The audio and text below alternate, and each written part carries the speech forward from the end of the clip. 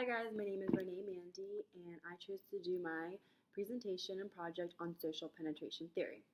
My research question, which I answer throughout my paper, is it necessary for the development of a relationship to follow the four-stage process in order for a successful relationship to develop? And throughout this presentation, I will go into more detail about what exactly the four-stage process is. So social penetration theory, what is it? Social penetration theory focuses on how a relationship develops and progresses over the course of time, which I think is really interesting because I've always wondered why some relationships with friends are stronger than others, or I have a better understanding of that person, or even relationships I've been in with a boyfriend, they worked out, or you start talking to somebody, getting to know somebody, and you decide it doesn't work out. What part of the development process is that lacking, or what has contributed to some of the relationships that I've been in that were successful? So social penetration focuses on explaining how communication develops and strengthens the relationship in two or more individuals.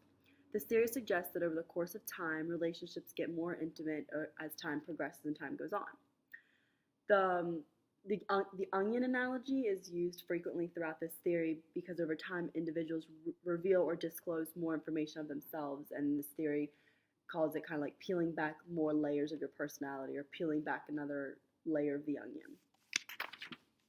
So since we don't have much time for this presentation, I kind of had to shorten and just bring out the things that I felt was most important and most relevant to this theory.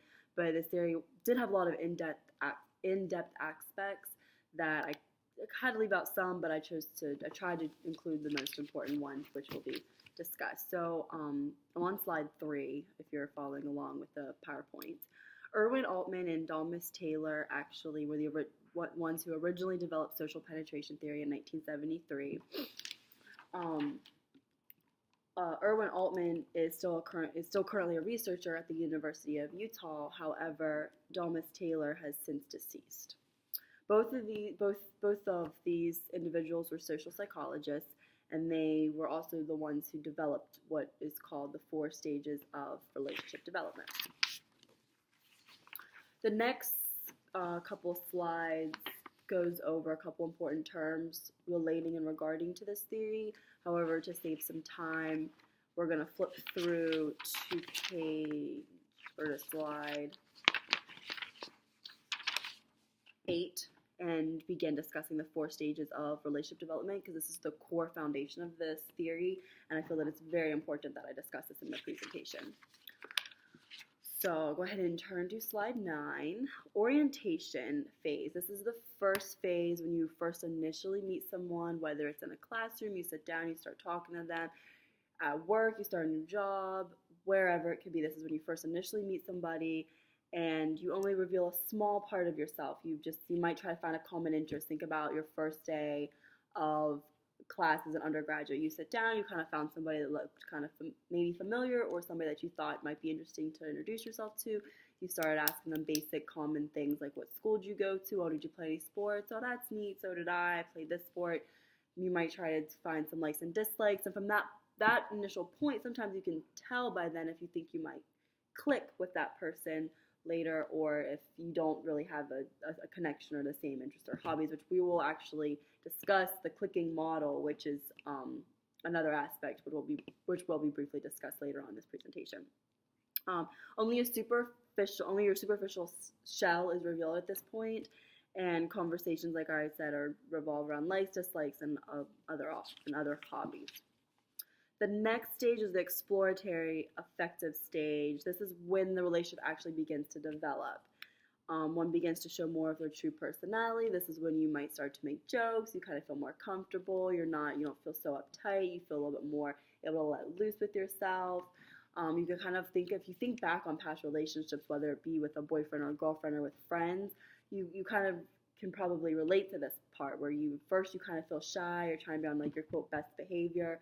But over time goes on, you start to feel more comfortable, and you start to reveal your true most personality. Sometimes this is a good thing, sometimes it's a bad thing, because sometimes when somebody gets to know your more true personality, they do or don't like it. It depends on what that person likes and what you like. This is when the more intimate part of a relationship slowly starts to form here. and you become more acquainted with one another. This is also the phase when, if you're going to let your guard down, you start to let your guard down. Obviously, everybody has their guard up with certain things, with certain trust issues to an extent, but this is when you start to feel more comfortable and you're not so guarded. And the next phase is the affective phase. This is where almost the entire personality is revealed.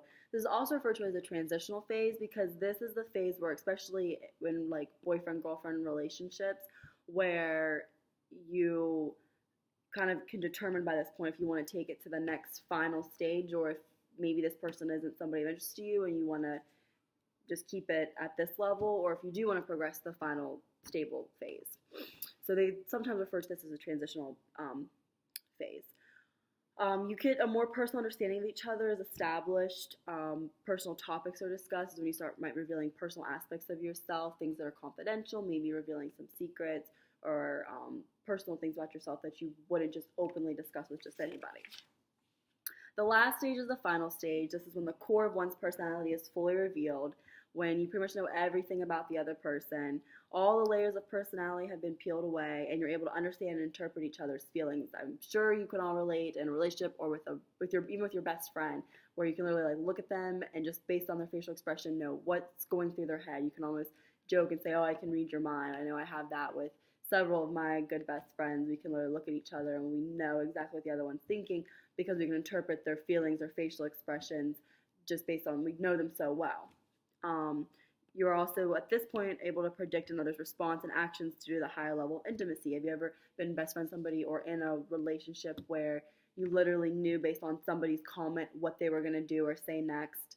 That's when you know you're at the fourth and final stable phase, certain things like that. The clicking model was developed by John Berg and Margaret Clark. I don't have these on the slide. This is just some side notes because I said I was going to go back and refer to this. Their proposition suggests that the development of close relationships may occur more quickly as opposed to a more gradual development over time. They basically suggested that from the time you know somebody and you get to know, get a feel for them, you pretty much know then if you want to continue things or not. And to an extent, yet this is completely true. However, there are exceptions to everything. There are those rare scenarios where sometimes you first meet somebody and you get the wrong vibe or the wrong understanding of them, and it's not until you're forced to maybe be in a work environment, working with them, or in a classroom environment, that then you get to know them better, that then you're like, hey, like this person, actually, we do get along, we do. So it can go, I think, personally, both ways. There has been a lot of research, though, that has supported the studies that have been conducted regarding the clicking model. It suggests that relationship partners determine rather soon whether or not the initial meeting of one another, if they want to continue or not, which in most cases, this is true. When you first meet somebody, you pretty much know right off the bat based on your common likes, dislikes, or just anything you have in common. So in regards to my research question, through the research in my paper, we've concluded that for a successful relationship to formulate, the four-stage process is very critical. Moving around this four-stage process, if you meet somebody and you automatically start spilling out your deepest, darkest secrets, that can often be a turn away. Like, it kind of be like a wrong vibe, like, oh, wow, okay, why are you telling me this now? I just met you. So for a successful relationship to formulate, and it is better for it to happen on its own, whether that four-stage process happens quickly or slowly, the right stages happening one after another is actually vital for a successful relationship to formulate and be a healthy relationship, whether it be with your best friend, a partner, a spouse, whoever. Thank you for watching my presentation, and I hope you guys enjoyed. Good luck.